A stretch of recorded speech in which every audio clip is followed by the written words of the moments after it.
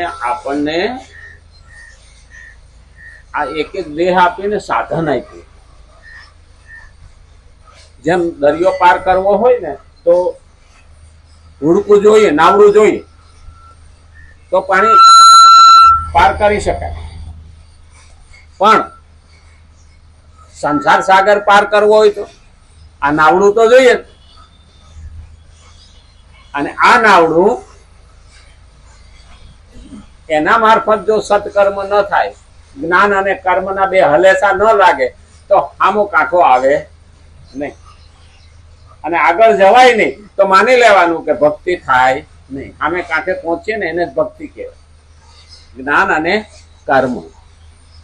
તો કર્મ કેવું હોવું જોઈએ? તો કર્મ તો 3 પ્રકારના છે.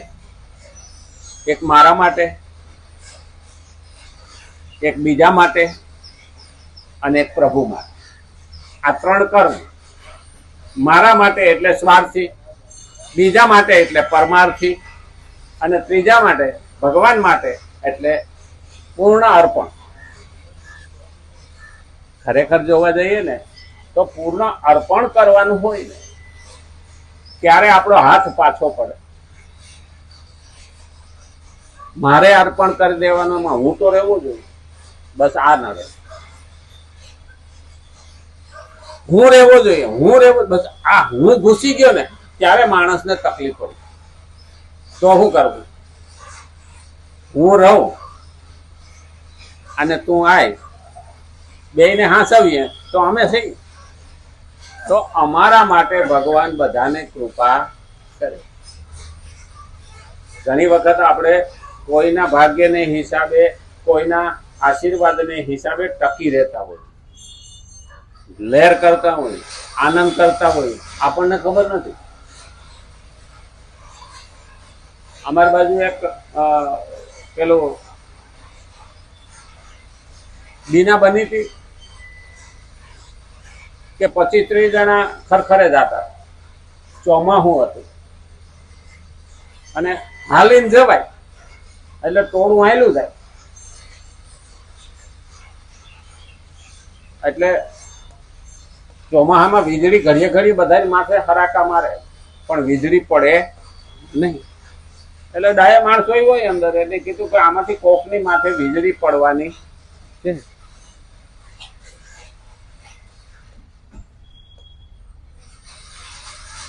એટલે પેલા નક્કી કર્યું કે 25 જણા થઈએ. એક મંદિર આવ્યું ને એનો ઓથ લઈ લીધો બધા અને કીધું કે એક એક મંદિરને આંટો મારવા જાય.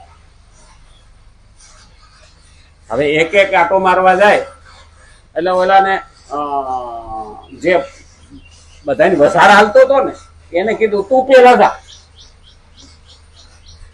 તું પેલા જા, આંટો મારીએ મંદિરને, અમે ઉભા. એટલે એને ધક્કા મારીને મોકલો. ઓલો જાય નહીં ને તોય મોકલો. એ જેવો મંદિર આંટો મારવા ગયો ને તો ઓલા માથે વીજળી પડી, 24 જાય મરી. બોલો એકલો જીવતો રહી ગયો. એકને કારણે 24 બચતા હતા.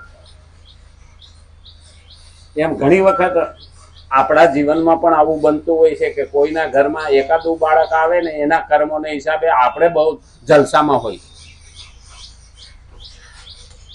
પણ આપણે એમ માનતા હોઈએ છીએ કે હું જ કરું છું બધું. નહીં, કારણ આપણે ત્યાં ભગવાન જે જીવને મોકલે છે ને એમાંથી કોઈ પ્રભાવી જીવ પણ હોય. આપણા સત્કર્મને હિસાબે કોઈ સારો જીવ પણ આવે અને એ જવાબદારી ભગવાન આપણને સોંપે છે કે લે મેં તને આ 2 જીવ આપ્યા કે 3 જીવ આપ્યા, એને ઉછેર, મોટા કરી અને સમાજને આપ, પણ સારા સંસ્કાર આપી. આ જવાબદારી આપણા ઉપર મૂકી છે. એટલે જ બ્રહ્માજીનું એક જ મંદિર છે ભારત, એ આપણને હોપીને જતા રહે. ઉત્પત્તિનું સ્થાન કોનું? બ્રહ્માજી. પુષ્કરમાં છે ને બ્રહ્માજી. અહીંયા આવ્યા એટલે સૃષ્ટિનું કામ આપણને હોપ્યું, સૃષ્ટિને ઉત્પન્ન કરવાનું કામ હોપીને પોતે જતા.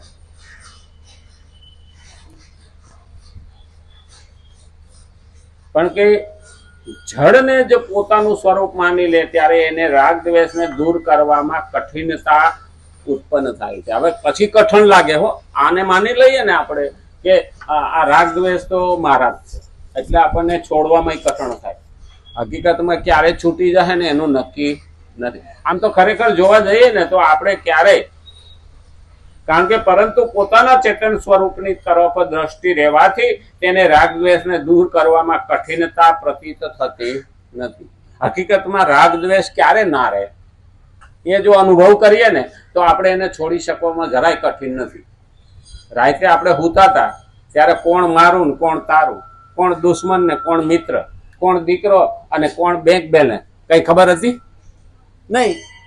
તો જો ત્યારે ભૂલી શકાતું હોય તો જાગ્રત અવસ્થામાં કેમ ના ભૂલે? આ મહત્વનું છે. નાના મેં 60 વર્ષે છે ના મેલી દઈ.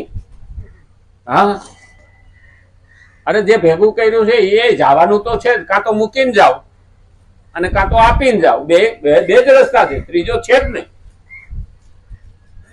તો વળગી રહેવામાં મજા નથી. પણ આ તો કળિયુગ છે, આ તો લખાણું હોય ત્યારે જુદું છે.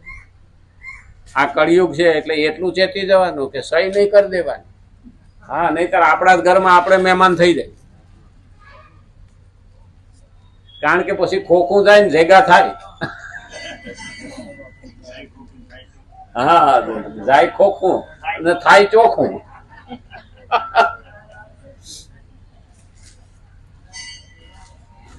જે આને ખોખું માને ગણે છે ને, જે ગણવા વાળા છે ને આને ખોખું ગણે ને, એ ખોખા જ થવાના.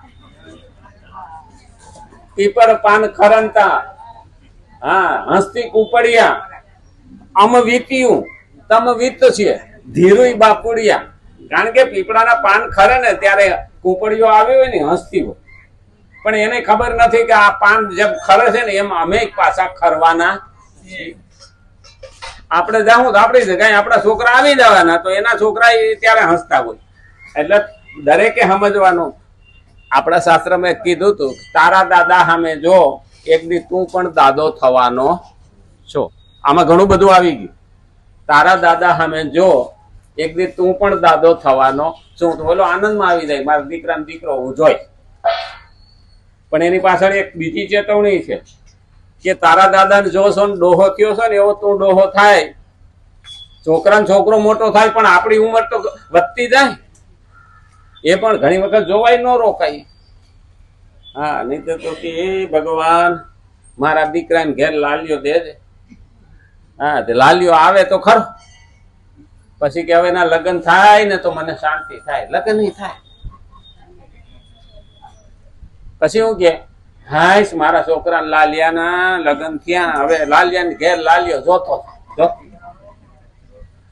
હવે એ 30 ના વધી 2-3 વર્ષની વાર લાગે એટલે એકાદું છોકરું થાય અને મારા લાલિયાને ઘેરે લાલિયો આવ્યો.